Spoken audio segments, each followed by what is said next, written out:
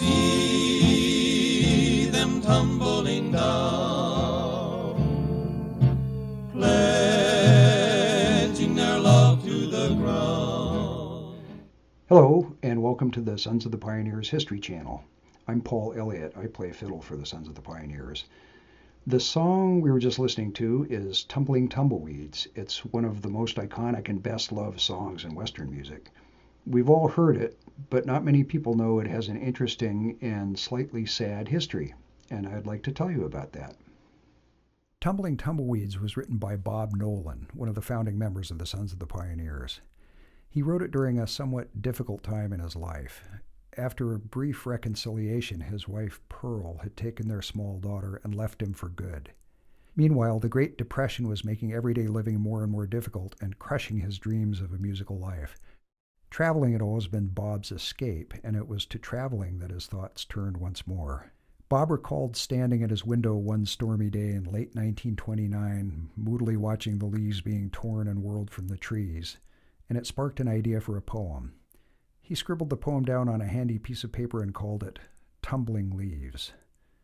This scrap of paper in Bob's handwriting is all that's left of that original poem. By 1932, Bob had developed this idea into a song.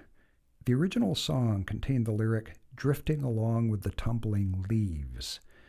And those are the words that Bob sang along with Len Sly, who later became known as Roy Rogers, and Tim Spencer while they were working with the band Jack and His Texas Outlaws on KFWB radio around that time. In 1933, Nolan, Sly, and Spencer began performing on their own as the Pioneer Trio, later to become known as the Sons of the Pioneers. They adopted Tumbling Leaves as their theme song. However, as the song became popular, they began to receive requests for the Tumbleweed Song or Tumbling Tumbleweeds. This happened so frequently that KFWB announcer Harry Hall suggested they rename the song Tumbling Tumbleweeds, and Bob rewrote the melody to accommodate the extra two syllables. The song was first published in May 1934 by Sunset Publishing, a local California publisher. In this version, the title was Tumbling Tumbleweeds, 3 separate words.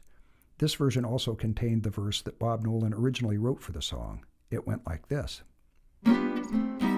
Days may be dreary, still I'm not weary.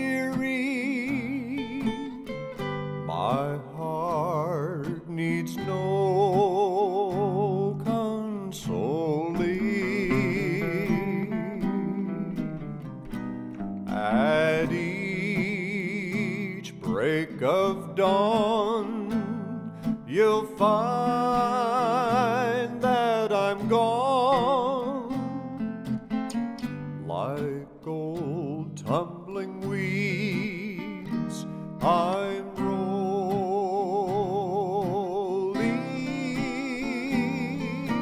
See them tumbling down.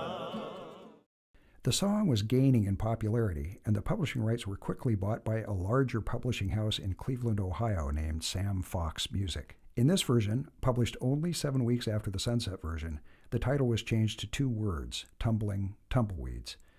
More drastically, Bob Nolan's verse was replaced by a new verse penned by an unknown person at Sam Fox. I'm a roving cowboy, riding all day long. Tumbleweeds around me sing their lonely song. Nights underneath a prairie moon, I ride alone and sing a tune. See them tumbling down. Bob never knew why his verse was replaced, and he never liked the new one. Still, this is the verse that the Sons of the Pioneers recorded in August of 1934 and again in 1937, and it's the verse that most people know today. Although Tumbling Tumbleweeds is most closely associated with the Sons of the Pioneers, it has been recorded by many, many artists. It was one of Gene Autry's first million-selling records, and it became the title of Autry's first musical Western movie in 1935. Since then, it regularly continues to show up in popular culture. This song should have made Bob Nolan a wealthy man, right? Unfortunately, that was not the case. In 1946, Sam Fox Music was bought by another company, Williamson Music. Williamson was affiliated with the American Society of Composers, Authors, and Publishers, or ASCAP, and that organization was responsible for collecting and distributing the royalty income for songs that its affiliates owned. ASCAP's royalty payments were heavily weighted to favor ASCAP members, but ASCAP restricted who could become a member. Western, or hillbilly, songwriters and performers were for the most part not allowed in the organization. Instead, Bob joined ASCAP's only competitor, Broadcast Music International, or BMI. It wasn't until 1959, when Bob asked an attorney to review all his music copyrights, that he realized that for years he'd been receiving only a tiny fraction of what he was entitled to from Tumbling Tumbleweeds. He sued Williamson Music and won, and was granted financial restitution for the lost income. But, according to law, restitution could only go back 7 years. Furthermore, the copyright for Tumbling Tumbleweeds stayed with Williamson and ASCAP. It wasn't until after Bob's death, when the original copyright expired 56 years after it was first granted, that Bob's widow was able to exercise her legal right to get the copyright back. The song was then re-registered with BMI, who, among other things, recognized its status as a million-plus seller, which results in a higher tier of royalty payments.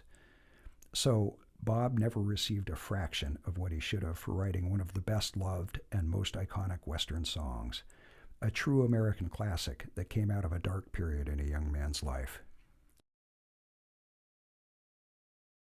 If you find this story interesting and would like to know more detail, there are excellent essays on the subject by Larry Hopper and Lawrence Zweishan.